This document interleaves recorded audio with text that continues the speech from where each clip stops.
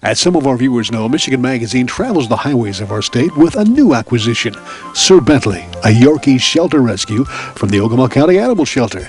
Sir Bentley was adopted after one of our first visits to the shelter in preparation for our Shelter Stories series. He was adopted by account executive and producer Clifford Parent. Cliff and the whole crew fell in love with Sir Bentley that day. Bentley was being kept in a very special place in the shelter, waiting for someone who could be matched with his rambunctious temperament. He was a surrender from an elderly lady who just couldn't keep up with a little ball of energy.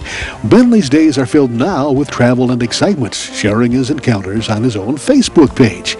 You simply can't find a more pampered and loved little dog, who unselfishly returns that love every day to Cliff, his new owner. That's why it was important to Cliff to find that special groomer to help with the so-called outside maintenance of Sir Bentley.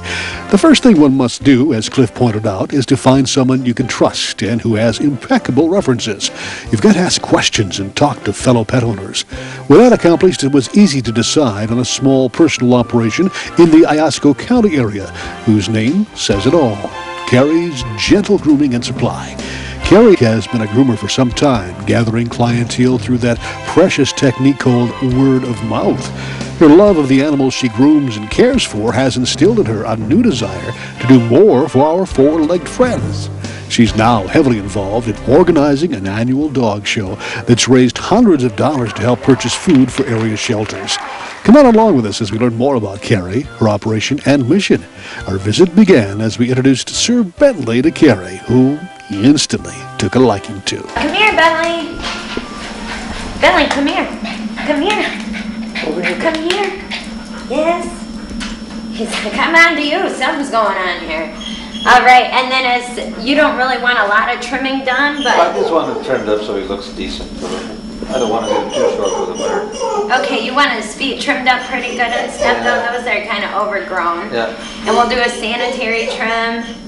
And then they grow hair in their ears too, so we'll have to pluck those little hairs out of there. Okay. Otherwise, they'll get infection from it holding moisture. Okay.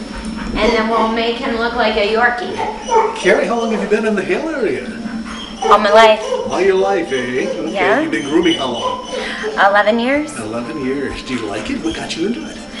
I like it a lot. I love it. My mom's actually a vet technician, and she worked at a vet, so when I was in high school I started working there helping out, and I was opportune to learn how to groom, even though I had planned on going to college for physical therapy. So I ended up changing my tune as soon as I got into the pet industry there, and never ended up going for physical therapy. I was just going to learn how to groom for something to fall back on maybe.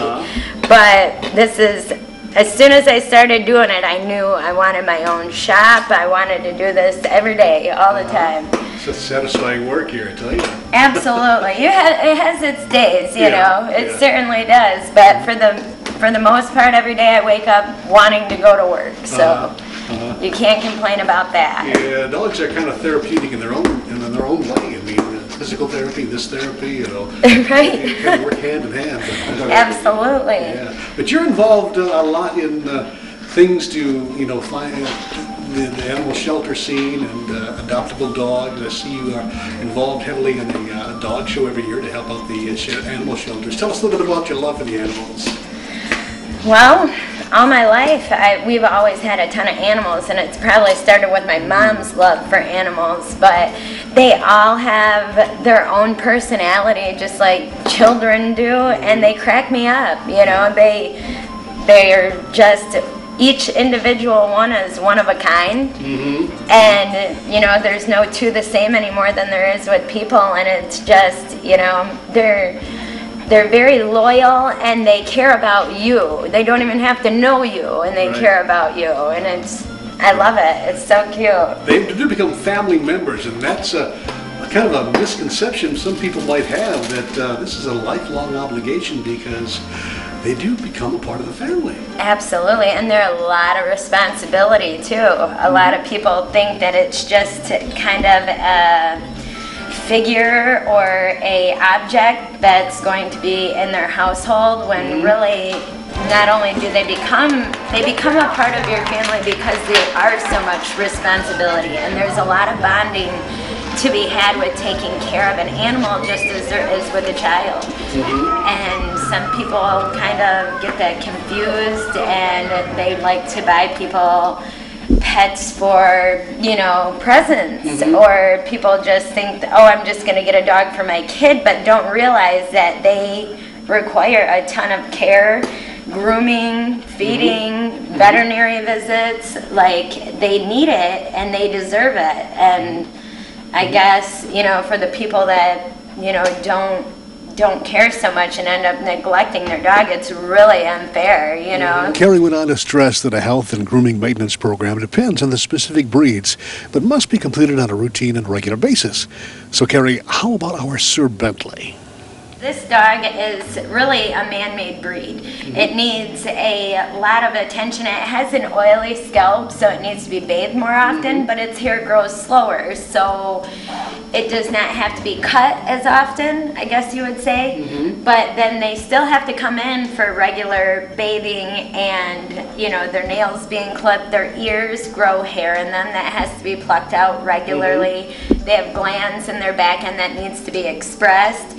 And if not, then you wind up in the vet's office and spending a lot of money from having, you know, ear infections, nails torn off, skin infections, glands compact, you know. So grooming for a dog is much more than a haircut, no matter what breed it is. You know, but like your Labradors or your Huskies, that's more of a bath, a blow dry, you know, and getting the undercoat out, but it's still just as important. Otherwise, they wind up with hot spots and skin infections, ear infections, where like Shih Tzus, they're supposed to be in like every 6 weeks, and if not, then, you know, especially their ears or their coat becomes matted, and then they wind up with hot spots and literally holes that start in their skin from it, them trying to rip them out and it rubbing, you know, their skin without getting any oxygen to it. So every breed's a little different, but 6 weeks for the most part is once a month to once every 6 weeks